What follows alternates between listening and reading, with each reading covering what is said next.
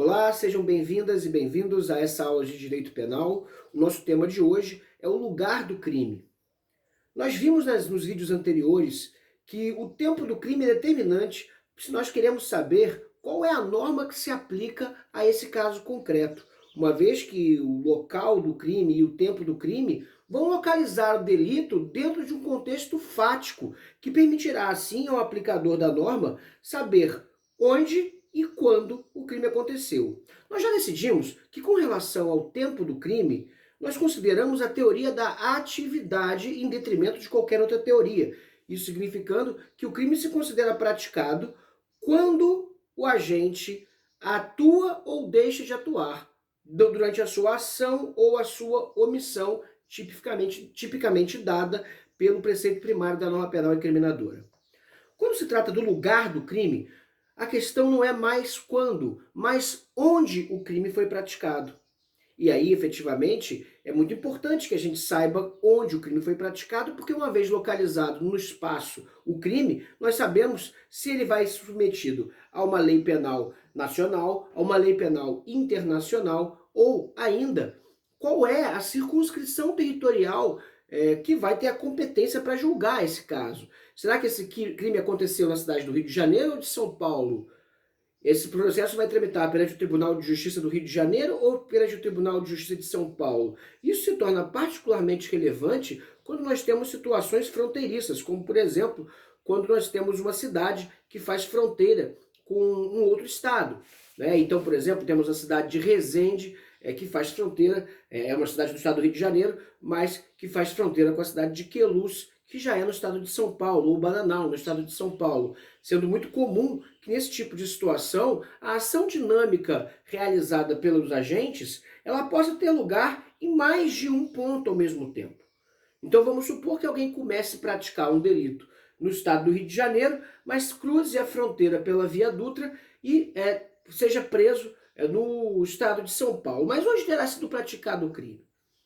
Essa questão logmática é da maior relevância e o Código Penal ele dá uma resposta no artigo 6º, né? E o artigo 6º vai tratar então do lugar do crime nos seguintes termos: considera-se praticado o crime no lugar em que ocorreu a ação ou omissão, no todo ou em parte, bem como onde se produziu ou deveria produzir-se o resultado. Ou seja, nós adotamos aqui na legislação penal brasileira a teoria mista ou teoria da ubiquidade, ou seja, tanto o crime pode ser considerado praticado no momento da ação ou no lugar da ação ou da omissão, como no lugar onde o resultado se produziu. Então, isso torna a aplicação da lei penal muito mais abrangente, porque, na verdade, torna dois lugares do crime possíveis de serem considerados para efeito de incidência da norma penal.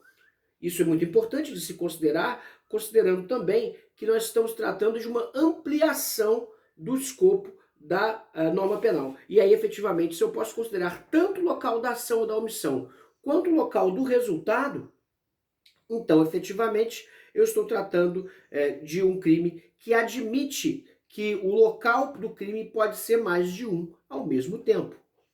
Vamos imaginar a hipótese de alguém que pratique o delito de homicídio.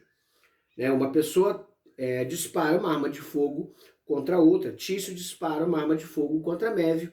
Mévio consegue fugir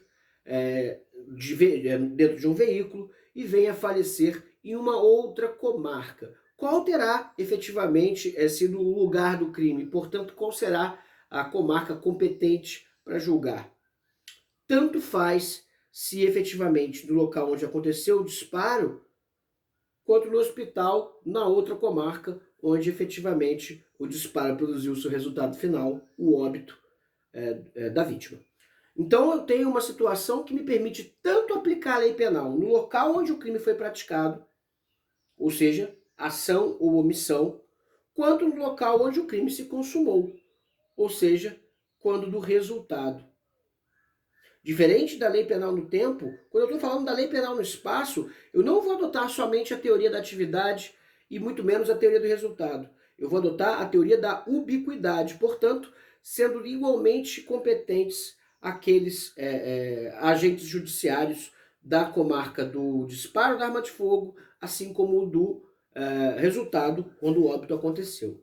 Igualmente, também é importante levar em consideração, para efeitos da lei internacional, o local do crime. Vamos supor, por exemplo, que um brasileiro na cidade de Uruguaiana, no Rio Grande do Sul, fazendo fronteira com o Uruguai, efetivamente produz um envenenamento. Né? Ele age no sentido de tentar homicídio contra uma vítima que bebe o veneno e cruza a fronteira, vindo a óbito no outro país. Aqui, evidentemente, se nós tivéssemos adotado a teoria do resultado, o agente não poderia ser punido pela lei brasileira, porque o resultado teria se produzido fora do território nacional e não sendo uma hipótese de extraterritorialidade, como nós vamos ver nos próximos vídeos, a lei penal brasileira não poderia alcançar o agente. Porém, como foi adotada aqui a teoria da ubiquidade, o Brasil poderia efetivamente aplicar a lei penal, porque poderia considerar, nesse caso, o momento da ação como o momento da prática do delito. Mas, se igualmente o envenenamento se produziu do lado uruguaio e o óbito veio a ocorrer no Brasil, também poderia efetivamente a lei brasileira atuar. Por quê? Porque tanto faz se a ação ou omissão ou o resultado para efeitos de imputação penal, se nós estamos falando do artigo 6º do Código Penal, teoria da ubiquidade. Para fixar, considera-se praticado o crime no lugar em que ocorreu a ação ou omissão, no todo ou em parte, bem como onde se produziu ou deveria produzir-se o resultado.